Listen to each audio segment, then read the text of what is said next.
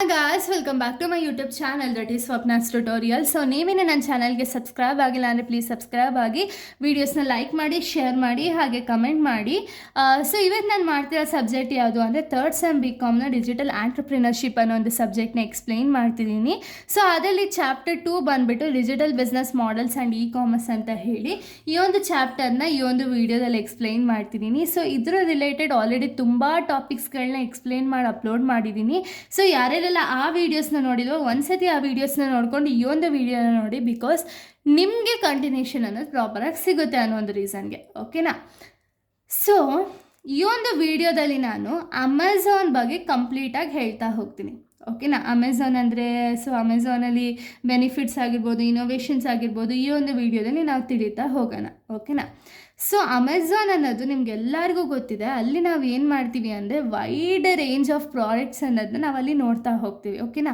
ನಮಗೆ ಯಾವ ಪ್ರಾಡಕ್ಟ್ ಬೇಕು ಕಂಪ್ಲೀಟಾಗಿ ನಮಗೆ ಎದ್ದೊಳೋ ಟೈಮಿಂದ ಮಲ್ಗೋವರೆಗೂ ನಾವು ಏನೇನೆಲ್ಲ ಯೂಸ್ ಮಾಡ್ತೀವೋ ಎಲ್ಲ ಪ್ರಾಡಕ್ಟ್ಸು ಸಿಗುತ್ತೆ. ಬೇಸಿಕ್ ನೀಡ್ಸ್ಗಳು ಸಿಗುತ್ತೆ, ಹಾಗೆ ಲಕ್ಸುರಿಯಸ್ ಪ್ರಾಡಕ್ಟ್ಸ್ ಅನ್ನೋದು ಸಿಗುತ್ತೆ. ಹಾಗೆ ನಮಗೆ ಏನಾದರೂ ಕಡಿಮೆ ಬಜೆಟ್ ಪ್ರಾಡಕ್ಟ್ಸ್ ಬೇಕಾ ಅದು ಸಿಗುತ್ತೆ.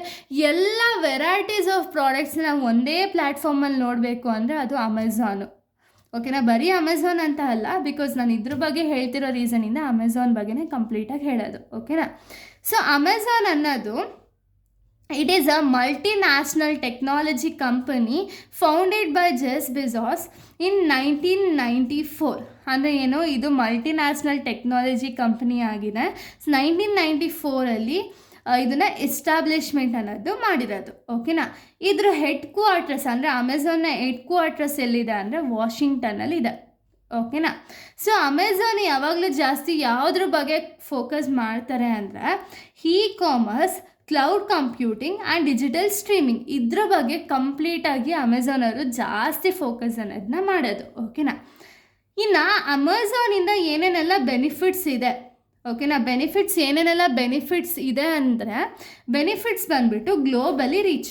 ಅಂದರೆ ಏನು, ಪ್ರಾಡಕ್ಟ್ಸ್ಗಳನ್ನ ನಮ್ಮ ಹತ್ರ ಒಂದು ಇಂಟರ್ನೆಟ್ಟು ಮತ್ತು ಸ್ಮಾರ್ಟ್ಫೋನ್ ಇತ್ತು ಅಂದರೆ ಆವಾಗ ನಾವು ಎಲ್ಲ ಆ್ಯಪ್ಸ್ಗಳನ್ನ ಡೌನ್ಲೋಡ್ ಮಾಡ್ಕೊಂಡು ಅಂದರೆ ಅಮೆಝಾನ್ನ ನೋಡಿಕೊಂಡು ಅಮೆಝಾನಲ್ಲಿ ನಮ್ಗೆ ಯಾವ ಪ್ರಾಡಕ್ಟ್ ಬೇಕು, ಎಲ್ಲಿ ಬೇಕು, ಯಾವ ಟೈಮಲ್ಲಿ ಬೇಕು, ಪ್ರತಿಯೊಂದು ಕೂಡ ಅಂದರೆ ಗ್ಲೋಬಲಾಗಿ ರೀಚ್ ಆಗ್ತಾ ಹೋಗುತ್ತೆ. ಎಲ್ಲಿ ಯಾವ ಮೂಲೆಯಲ್ಲಿ ಇದ್ದರೂ ಕೂಡ ಅಮೆಝಾನ್ ಕಂಪನಿಯವರು ಆ ಪ್ರಾಡಕ್ಟ್ ಅನ್ನೋದನ್ನ ಕಸ್ಟಮರ್ಸ್ಗೆ ರೀಚ್ ಮಾಡ್ತಾರೆ. ಓಕೆನಾ? ಅದಕ್ಕೆ ಅದನ್ನು ಗ್ಲೋಬಲ್ ರೀಚ್ ಅಂತೀವಿ. ಇನ್ನು ನೆಕ್ಸ್ಟ್ ಮಾರ್ಕೆಟ್ ವ್ಯಾಲ್ಯೂ ಅಂದರೆ ಏನು ಅಂದರೆ ಈ ಅಮೆಝಾನ್ ಬಂದುಬಿಟ್ಟು $1 trillion ಕಂಪನಿ ರ್ಯಾಂಕಿಂಗ್ನಿ most valuable in the world. ಅಂದರೆ ಈ ಒಂದು ಅಮೆಝಾನ್ ಕಂಪನಿ ಮಾರ್ಕೆಟ್ ವ್ಯಾಲ್ಯೂ ಏನು ಅಂದರೆ ರ್ಯಾಂಕಿಂಗ್ ಪೊಸಿಷನಲ್ಲಿದೆ, ಅಂದರೆ most valuable in the world. ಓಕೆನಾ? ಸೊ ಅದಕ್ಕೆ ಅದು ಮಾರ್ಕೆಟ್ ವ್ಯಾಲ್ಯೂ ಬಂದುಬಿಟ್ಟು $1 trillion ಕಂಪನಿ. ಸೊ ಅದಕ್ಕೆ ಮಾರ್ಕೆಟ್ ವ್ಯಾಲ್ಯೂ ಬಂದುಬಿಟ್ಟು ಮೋಸ್ಟ್ ರ್ಯಾಂಕಿಂಗಲ್ಲಿದೆ. ಓಕೆನಾ? ಅಂದರೆ ತುಂಬ ದೊಡ್ಡ ರ್ಯಾಂಕಿಂಗ್ ಲಿಸ್ಟಲ್ಲಿದೆ. ನೆಕ್ಸ್ಟ್ ಎಂಪ್ಲಾಯೀಸ್ ಬಗ್ಗೆ ನೋಡೋದಾದರೆ ಇಲ್ಲಿ ಜಾಸ್ತಿ ಜನ ಎಂಪ್ಲಾಯೀಸ್ ಅನ್ನೋರು ವರ್ಕ್ ಮಾಡ್ತಾರೆ.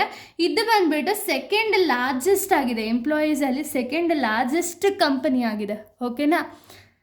ಇನ್ನು ನೆಕ್ಸ್ಟು ಅಮೆಝಾನ್ ಪ್ರೈಮ್ ಬಗ್ಗೆ ನಾವು ನೋಡೋದಾದರೆ 200 million ಗ್ಲೋಬಲ್ ಸಬ್ಸ್ಕ್ರೈಬರ್ಸ್ ಇದ್ದಾರೆ ಈ ಒಂದು ಅಮೆಝಾನ್ ಪ್ರೈಮ್ಗೆ. ಓಕೆನಾ? ಅದು ಜಸ್ಟ್ ಥೌಸಂಡ್ಸು 10,000 ಅಲ್ಲ, ಮಿಲಿಯನ್ ಲೆಕ್ಕದಲ್ಲಿ ಸಬ್ಸ್ಕ್ರಿಪ್ಷನ್ ಅನ್ನೋದನ್ನ ತೊಗೊಂಡಿದ್ದಾರೆ. ಯಾಕೆಂದರೆ ಅಷ್ಟು ಕ್ವಾಲಿಟಿ ಆಫ್ ಸರ್ವಿಸಸ್ ಅನ್ನೋದು ಅಮೆಝಾನ್ ಅವರು ಮಾಡ್ತಿರೋ ರೀಸನಿಂದ. ಸೊ ಅದಕ್ಕೆ ಅಷ್ಟು ಜನ ಸಬ್ಸ್ಕ್ರೈಬರ್ಸ್ ಅನ್ನೋರು ಅಮೆಝಾನ್ಗಿದ್ದಾರೆ. ಓಕೆನಾ?